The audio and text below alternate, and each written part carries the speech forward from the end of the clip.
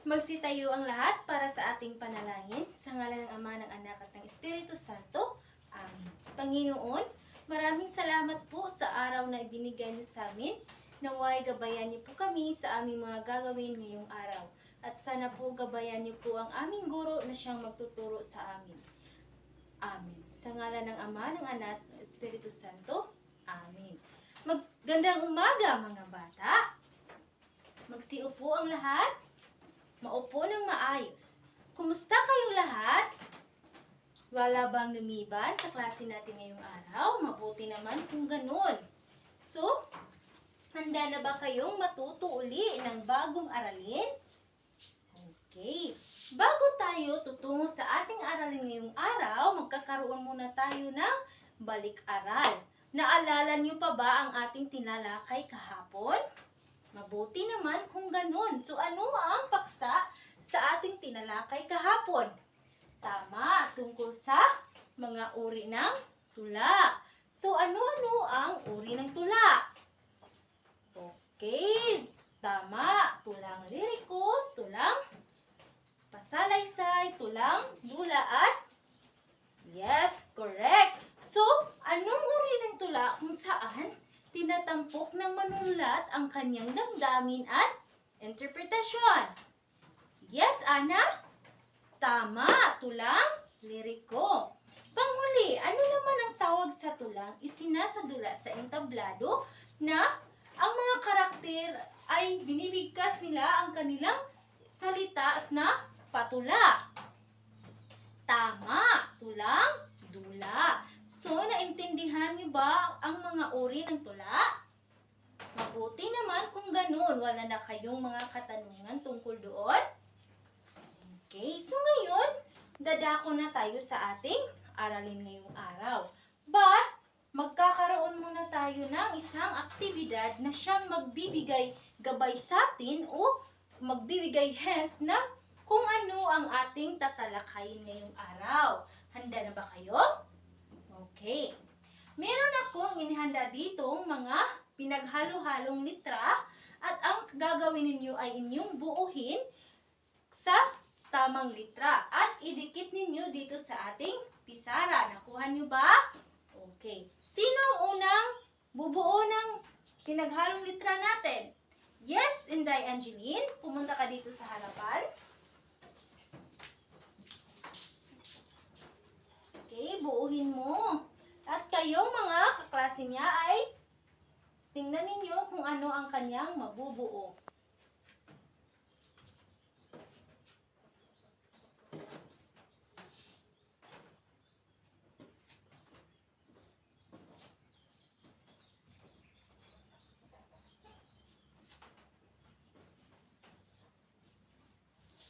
Okay, maraming salamat. Ngayon, Inday Ana, punta ka dito sa harapan. Ikaw naman ang bubuo ngayon.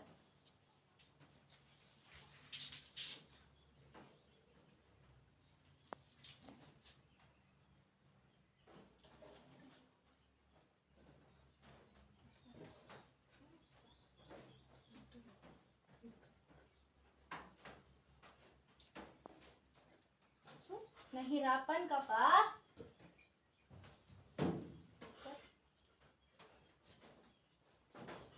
Tingnan ninyo, nahirapan si Inday Ana. Okay, very good. Next, Inday Alex. Okay, ano naman ang buuin mo ay ang salitang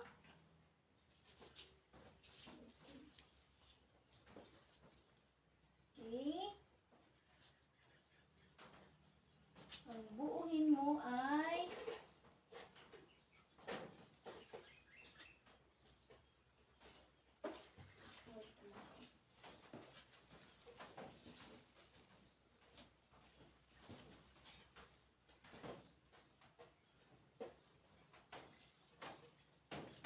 okay, maraming salamat. Panghuli. Yes, meron tayong ang panghuli ay ito. Ito na ang magdidikit. Na.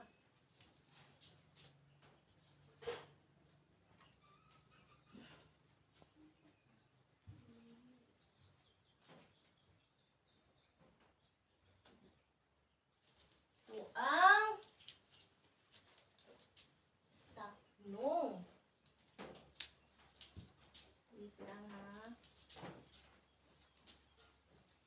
So, ano ang kanilang nabuong mga salita? Ang tugma, taludtod, sukat at sakno. Alam niyo ba kung ano ang mga ibig sabihin ng salitang ito? Wala ba kayong mga idea kung ano ang mga salitang ito?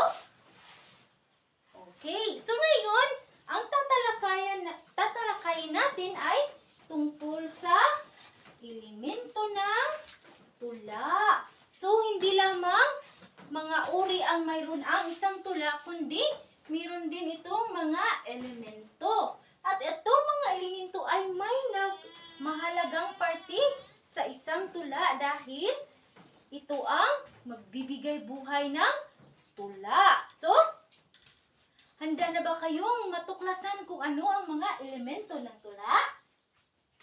Okay. Okay. So, ang unang elemento ay bago lahat ay ano nga ang ibig sabihin ng tula? Yes, tama.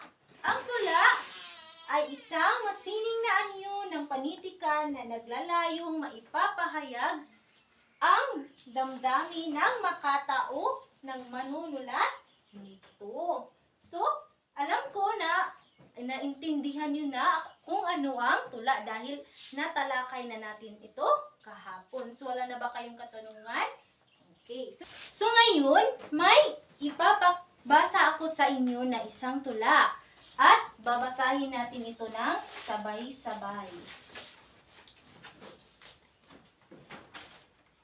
Ito ay isang halimbawa ng isang tula. Maikli lamang itong tula.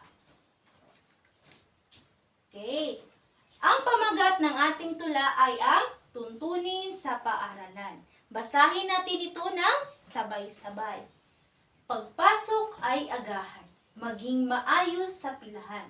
Mga gamit ay ingatan, isagawa ang kalinisan. Pag-upo ay ayusin, makinig sa aralin. Guro ay sundin natin, maging batang masunurin. So, ano sa tingin ninyo ang nais iparating ng tulang ito? Yes, ito ay tungkol sa isang mag-aaral na pumapasok sa paaralan na may malinis at maayos na kaayusan at nakikinig sa guro ng maayos at siya din ay masunurin. So, ngayon, ating tatalakayin ang mga elemento ng tula. Ang unang elemento ng tula ay ang sukat. Ana, pakibasa kung ano ang ibig sabihin ng sukat. Maraming salamat. Tama, ang sukat ay ito ang naglalarawan ng mga pantig sa bawat taludtod o linyahang tula. At tandaan ninyo, hindi lahat ng tula ay magkapariho ng sukat. At sa pamamagitan ng sukat, magkakaroon ng ritmo o tugma ang isang tula. So, ito ang maglalarawan ng mga pantig sa bawat taludtod ng isang tula. So, ano ba ang ibig sabihin ng pantig? Yes, tama. Ito ang mga syllables sa isang salita. Okay, dito sa ating halimbawang tula, ano sa tingin ninyo ang nasan ang sukat dito? Yes, pagpasok ay agahan. So, ang bawat pantig ay ang ito. Ito ang unang pantig. Pag, pangalawa, pangatlo, so, next ay agahan. So, ito ang mga syllables o pantig ng isang taludtod. So, sa unang linya, ilan ang sukat? Ating bilangin. 1, 2, 3, 4, 5, 6, 7. So, mayroong 7 sukat ang isang linya sa tula na ito. So, naintindihan nyo ba ang sukat? Mabuti naman kung ganon. Ngayon, dadako na naman tayo sa tugma. Ano kaya ang ibig sabihin ng tugma? Yes, Inday Alex? Tama. Tama, salamat. Ang tugma ay ang katangian ng tula na hindi angkin ng may akda. At ang tugma ay ang nagbibigay buhay o kulay ng isang tula. So, sa angkin nitong himig o indayog, sinasabing may tugma ang tula kapag ang huling pantig ay ng tula ay magkasintunog ng bawat taludtod. So, ito ay isang salita na may magkaparihong tunog sa bawat huling taludtod. So, ito daw ang magbibigay ritmo o angkin sa isang tula. So, nasan dito ang tugma? Meron bang tugma ang tula na ito? Meron. Ito, agahan, pilahan, ingatan, at kalinisan. So, kapag may tugma ang isang tula, ay maganda itong pakinggan dahil may himig ito o ritmo. Yes, may magbibigay buhay. So, kapag ang isang tula ay may tugma, ay may buhay ito dahil may tunog kang gagawin at mayroong rhyming words sa hulihan. Yes, kagaya nito. Pagpasok ay agahan, maging maayos sa pilahan. So, magkapareho sila ng huling letra. So, ito ay may tugma. Naintindihan niyo ba ang tugma? Okay. But, magbalik tayo sa sukat. Ang sukat ay may iba't ibang, hindi di ba sila pareho ng sukat? Mayroong waluhan o dalawahin. So, meron ding walo. Ito ay may 7 sukat. Meron ding lalabing, dalawahin at lalabing apatin. So, magdidepende kung sa'yo kung ilan ang gagawin mo o ilan ang sukat na gusto mo. Okay? Naintindihan niyo ba? Ang tugma, naintindihan niyo ba ang tugma? Okay, next we have the saknong.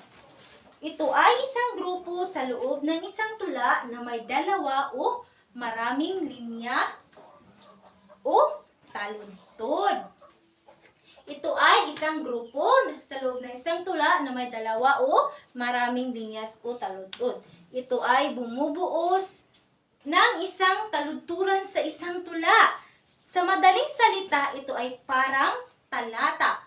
Bawat saknong ay maaaring tiyak na bilang ng mga taludtod. So, ang saknong ay ang linya o grupo sa loob ng isang tula. So, alam nyo ba dito kung nasan ang saknong? Okay, bago natin tatalakayin ang saknong, dito muna tayo sa isang elemento ng tula para malaman natin kung saan ang saknong. Dito muna tayo sa taludtod. So, pakibasa, Inday Ara. Okay, maraming salamat.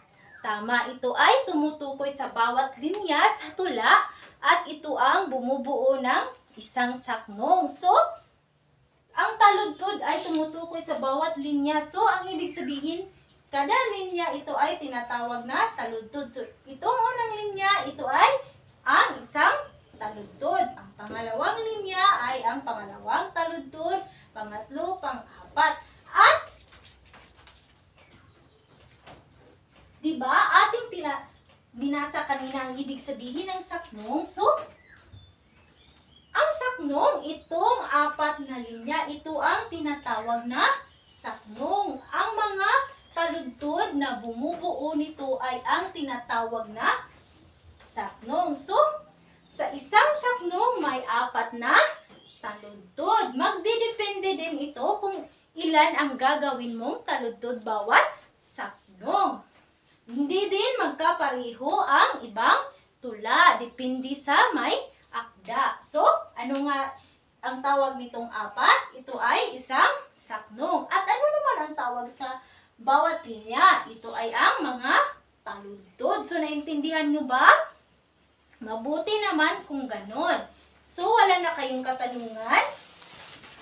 Okay. Ngayon, may isa na naman tayong tulang babasahin.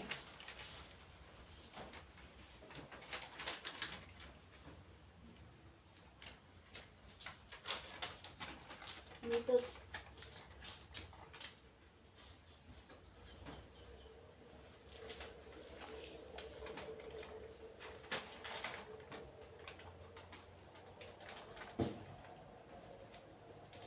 Okay, babasahin natin ito na may puno. Ating i-apply ang mga elemento ng tula. Okay, ang pamagat ng tulang ito ay wikang magpapalaya mula kay Jishan Dumilod. So, babasahin natin ito.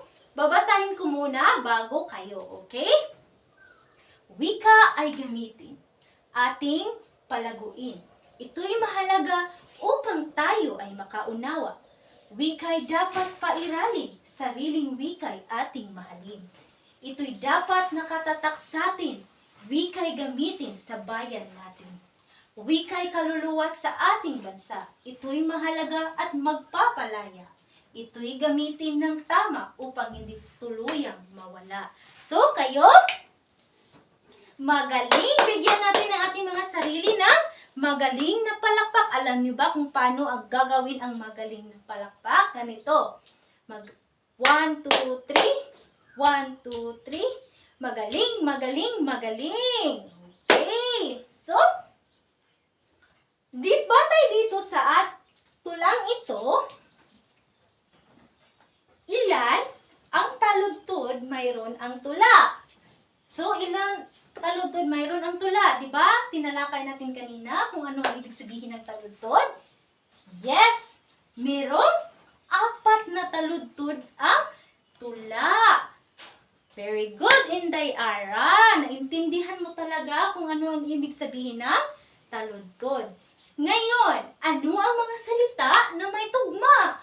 Meron bang may tugma? Yes, gamitin, palaguin, pairalin, mahalin, atin, natin. Okay, yun ang may mga salitang may tugma. Dapat ba ang tula mayroong tugma? Yes, para magkaroon ng buhay. At may tuno ito kapag babasahin. Okay? Okay, pangatlong tanong. Ilan ang sukat bawat taludtod? Ilan ang sukat? Yeah, unang, wika ay gamitin. So, may 6.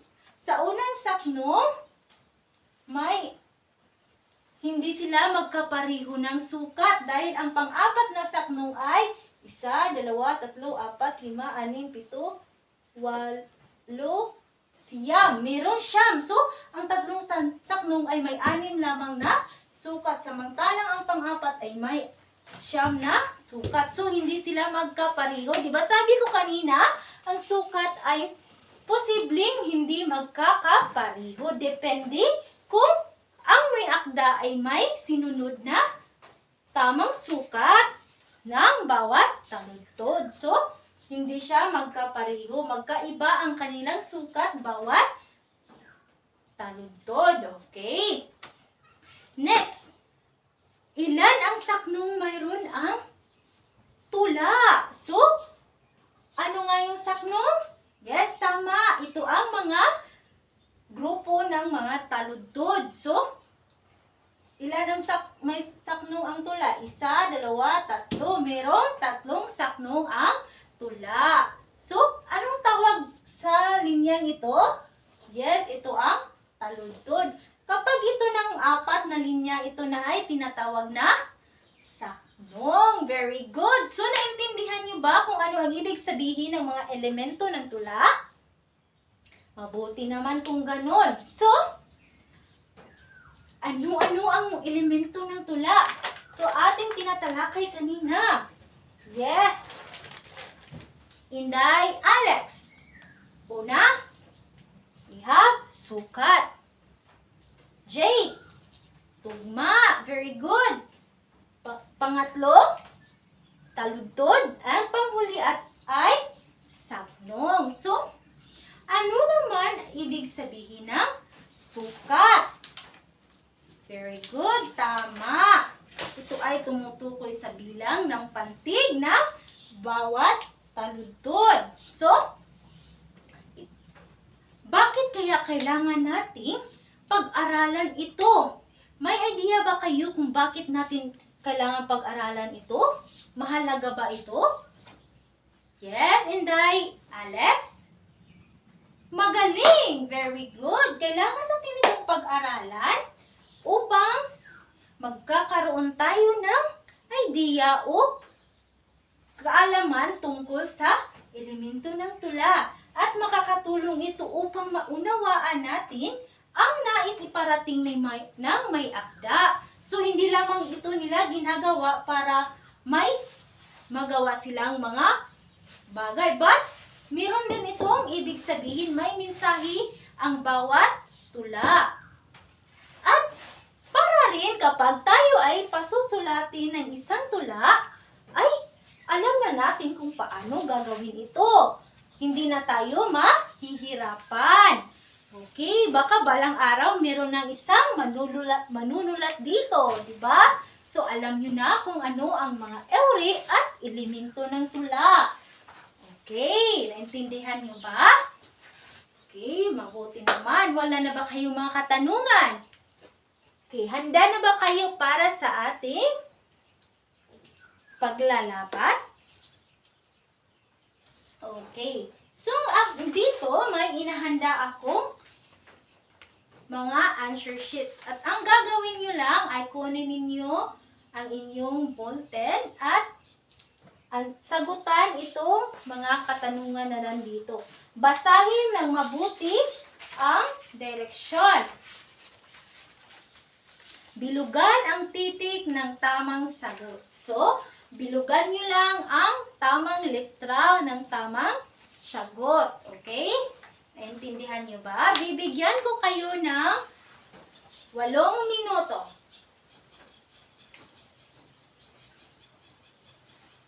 Tapos na ba? Okay, pakipasa sa unahan. Walang tatayo. Okay? Very good. Sunod, ang gagawin ninyo ay, kayo ay inaasahan kong sumulat ng sarili at maikling tula batay sa tamang sukat, tugma, saknong at taludtod. At ang paksa nito ay pamilya. Kayo ay magkapareho ng paksa. Ang paksa ng inyong gagawing tula ay tungkol sa pamilya. Naintindihan niyo ba? Dapat may tamang sukat. Ang sukat ay dapat ay 8 lamang. Mayroong lalabin-dalawahin bawat sukat ng taludtod. So, at ang saknong ay dapat may 4 din na taludtod bawat saknong. So, ano nga yun? Ang sukat ay may 8 pantig bawat taludtod. So, 8 pantig bawat taludtod at may 4 na taludtod bawat saknong. Kayo lamang ang bahala kung ilang saknong ang gagawin ninyo. Okay? Naintindihan nyo ba? Ano nga yung gagawin ninyo? Yes, kayo ay susulat ng isang tula, maikling tula, tungkol sa pamilya. At ang sukat ay may 8 pantig bawat taludtod at may 4 na taludtod bawat saknong. Nagkaintindihan ba tayo? Okay. At may inahanda akong rubrics para sa gagawin ninyong tula. Okay. Ito ang batayan natin para sa gagawin ninyong tula. 10 puntos, tamang sukat at tugma. So, ang sukat ay may 8 pantig at dapat rin ay may tugma bawat taludtod. Okay? Next is 8 puntos, kumplito ang saknong at taludtod. May 4 na taludtod bawat sakno. Next, 10 puntos, malinis at maayos na paggamit ng salita. Sa another 10 puntos, maayos na nilalaman at nakabatay sa paksa na aking ibinigay na ang pamilya. Last is 10 puntos, tugma sa paksang ibinigay. So, dapat tugma sa paksang ibinigay, okay? At ang kabuuan ay 50 or 50 puntos ang inyong makukuha sa inyong gagawing tula. Okay? Nagkaintindihan niyo ba tayo? Bibigyan ko kayo ng 15 minutes upang magsulat ng tula. Maikling tula lamang. Okay? At ipapasa niyo sa akin yan ngayon bago magtapos ang ating klase. Okay, wag nang magsalita. Mag-focus kayo sa gagawin ninyong tula. Tapos na ba? Pakipasa sa unahan kapag tapos na. Okay. So, wala na ba kayong mga katanungan? Okay. At ang takdang aralin niyo ay kayo ay magsasaliksik ng mga tula at basahin ito bukas sa klase natin dito sa harapan. Okay, magsaliksik kayo ng mga iba pang halimbawa ng tula at babasahin nyo dito sa harapan bukas. Okay, nag-intindihan ba tayo? Okay. Magsitayo ang lahat para sa ating panalangin. Sa ngalan ng Ama, ng Anak, at ng Espiritu Santo. Amen. Paalam na po mga bata.